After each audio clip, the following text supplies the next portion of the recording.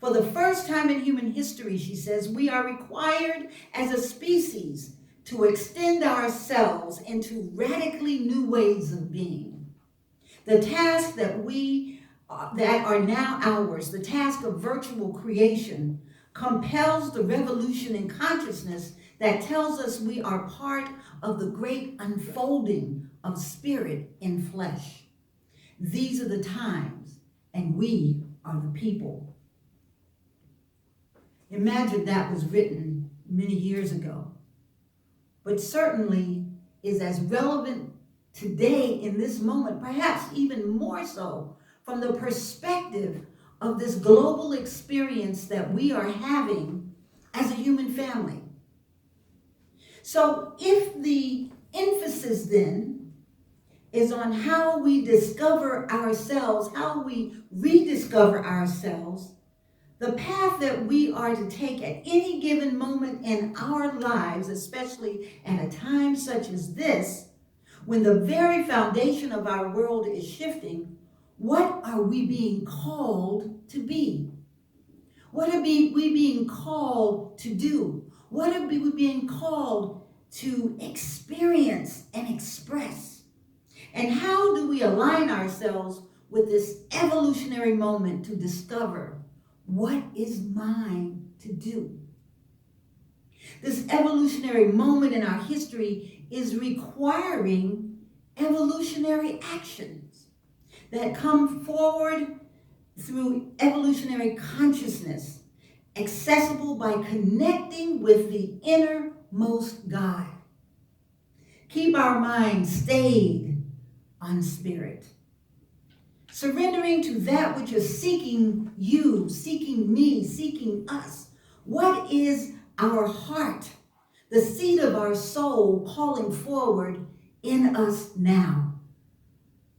So here, I think this is an opportunity that we need to take pause and ask deeper questions.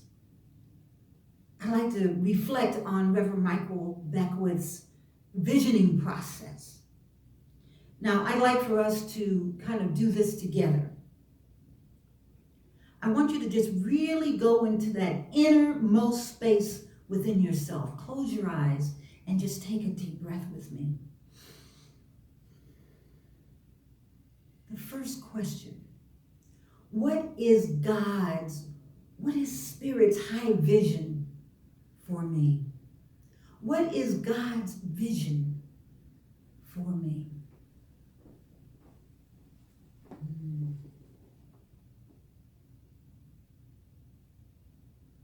Just think that.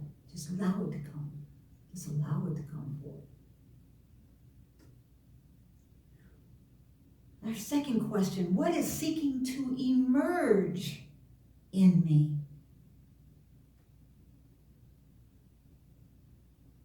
What is seeking expression in me? What is seeking to be released through me? Take a deep breath. Our next question, our third question. What must I become in order to manifest my vision? What must I become in order to manifest my vision?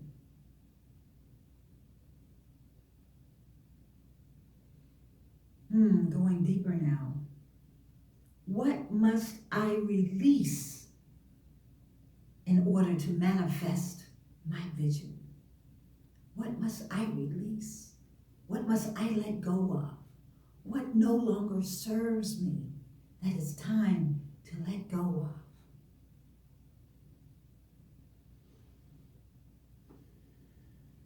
Our fifth question. What resources are required for me to manifest my vision? Resources. It's not just money, it's not just opportunity, it's both of those and more. What spiritual resources do I need to tap into to manifest my vision that everything else will be realized?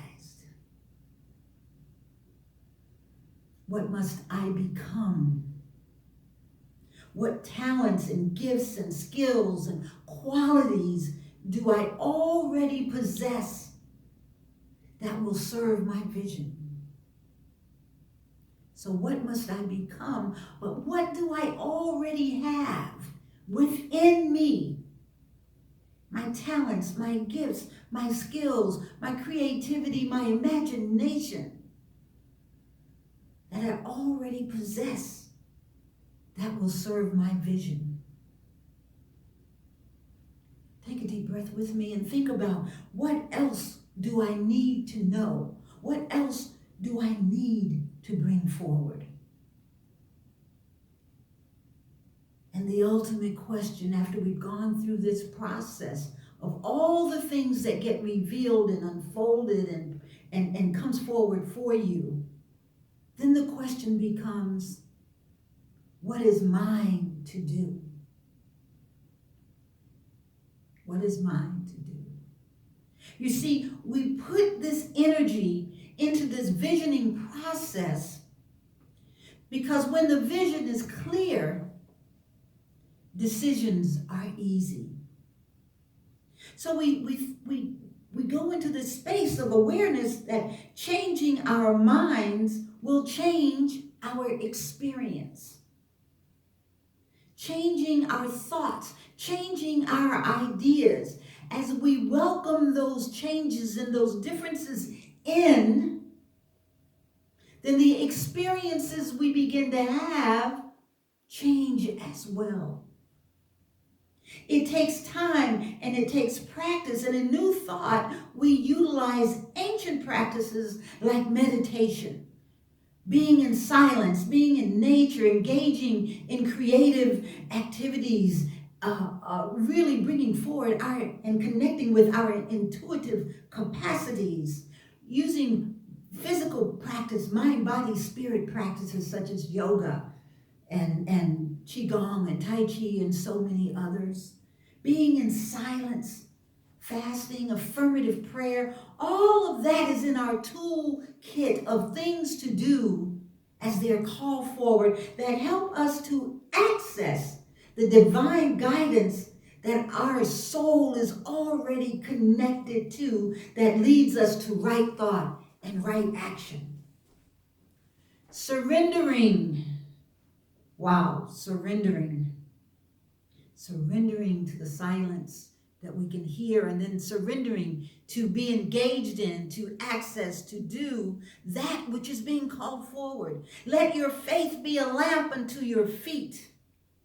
God goes before you and makes the way, makes the places straight, the crooked places straight. Open yourselves to divine guidance and trust it. Allows us to ask, what is God's high vision for me? See, if we don't open ourselves, then we limit ourselves. So open to divine guidance, trust it, always asking, what is God's highest vision for me? And what is mine to do in this now moment? Seek first wisdom and understanding. As you listen to divine wisdom within you, you will receive your own inspiration, your own guidance. And as you speak the words that come forward from that, thinking your thoughts and making new affirmations and affirmative prayers and moving in the conviction, you will discover that you are using a power that actually is responding to you, a power that is responding to you. Listen to me, a power not that you're putting out, but a power that is igniting in you, the spirit within you that is God, the infinite source of your intelligence and wisdom and creative power. I was paraphrasing Ernest Holmes in that section. There's an African proverb that says, if you want to know the end, look at the beginning. If you want to know the end, look at the beginning. Now, what does that mean? It means going deep into that inner soul to access God's expression of divine truth. That is the most ancient of all that resides in all of us. Marianne Williamson says, during times of great change, fix your eyes anew on the things that don't change. Eternal things become our compass during times of rapid transition. Revisiting Ernest Holmes again, he says, go within to listen, to find the answers. There is written within ourselves the answer to every question and the solution to every problem. That spirit makes the demand and will answer that demand from within. Spirit makes the demand and will answer that demand from within when we allow ourselves to wait for the mental storm to die down, to wait for the mental storm to die down. Be still and know. That's the secret of this guidance, as it is of every problem in life. Be still and know. A mind that is full of discordant energy, confusion, can never give you the correct answer. A still mind always can, because the answer comes from the God within. Be still and know. Divine Spirit is love. Love isn't just a feeling, it's a vibration that radiates with the force that can change the world. That was a quote given to me through my teachers, the grandmothers of the Four Directions. Divine Spirit is love. Love isn't just a feeling. Love isn't just a feeling. It is a vibration that radiates with the force that can change the world. We just have to tap in to that essence of divine love to be a force for change. The thought we feed is like weeds in a garden. Weeds can take over a garden so fast and destroy all the great plans that went into creating this garden. Our minds are the same way. Our thoughts, like weeds, can embrace those weeds, can fill our thoughts, distracting us from the true fruits that we're meant to bear. So we have to stop and weed our garden. We have to stop thinking about the difficulties and whatever it is and think about God instead.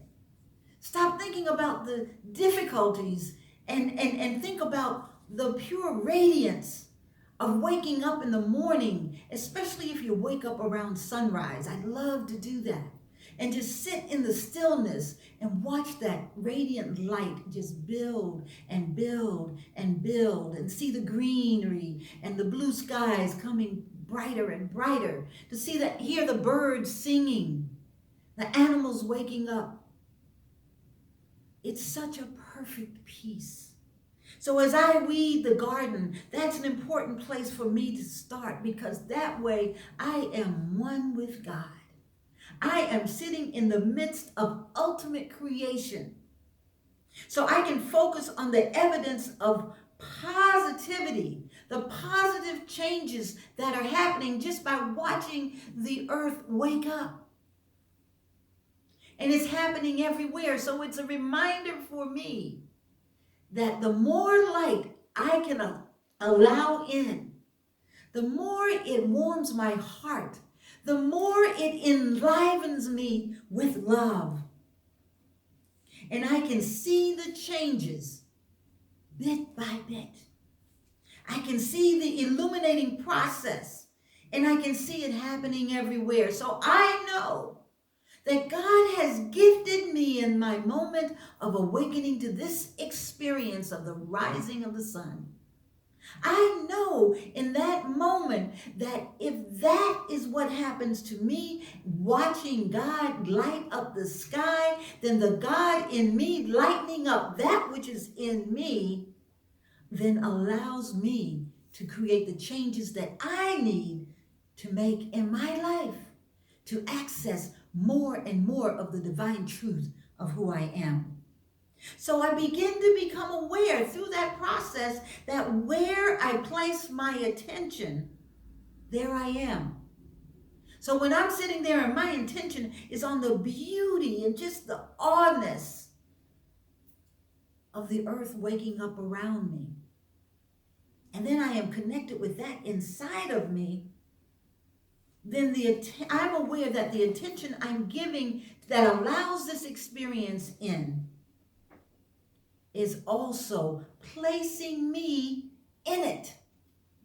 Not outside of it, not somewhere else, but totally in it. So what is happening out there is mirroring what is happening in me. So then I get to sit back and think about, what am I empowering? What is it that I'm co-creating through this process of my own illumination? When I show up with a smile on my face and love in my heart, what am I co-creating around me? Not just in my life, but in the lives of all of those that I touch. It's not even about what I say or what I do. It's just showing up, being that lighthouse that we see SEC is in our own community. One with God. And this is so powerful. One with God is a majority. So we get to trust and know that the path will be made clear. Isn't that awesome? So I'm not just watching the sunrise. I am a part of the illumination of that day. I am one with God. I am waking up as a majority because I am one with God. What can I not do? What is impossible for me in that space? We are guided according to the Science of Mind book.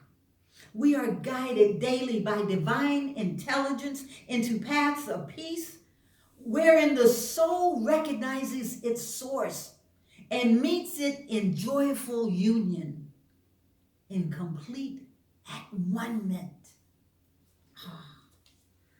Take a deep breath and just feel those rays of light emanating all around you and inside of you. Trust what is bringing you joy. I love this quote by Kenny Loggins. Trust what is bringing you joy. It's taking you someplace.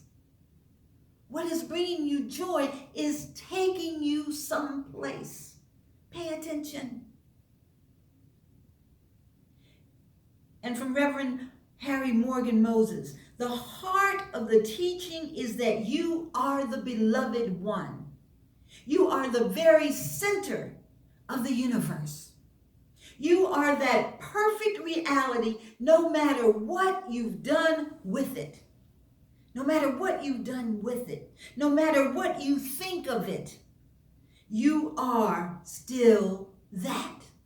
That's the truth about you. That's the truth about me. Revealing this truth is the reason you came into existence. And it is the only reason for your existence. We often say in New Thought, change your mind and change your experience.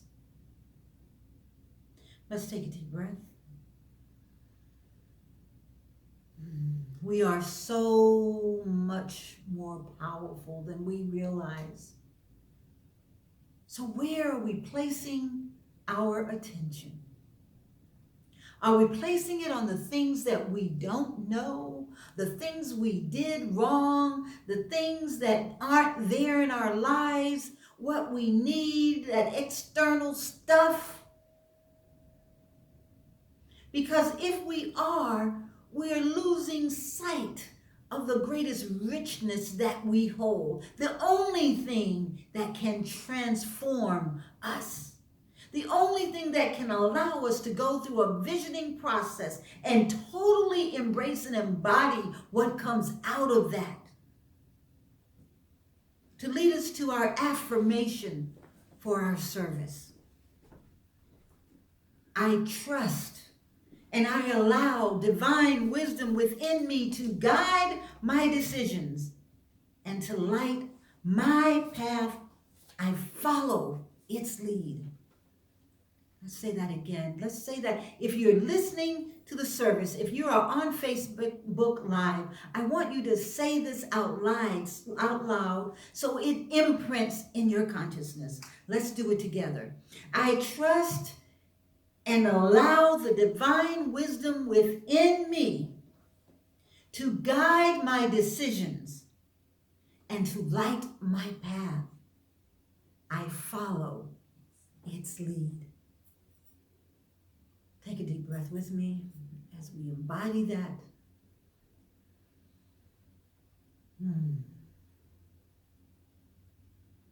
As you go forward this week, my call to action for you is to connect with that visioning process. Ask yourselves the questions. What is God's or Spirit's high vision for me? What is seeking to emerge in me? What must I become in order to manifest my vision? What must I release to manifest my vision? What resources are required for me to manifest my vision? What must I become? What talents, gifts, skills, qualities, intuitive imagination, creativity I already possess that will serve my vision? What else do I need to know? And finally, when you get all the answers, ask yourself, what is mine to do? What is mine to do? And so we go back to our affirmation one more time. I trust and allow the divine wisdom within me to guide my decisions and to light my path. I follow its lead. And so it is.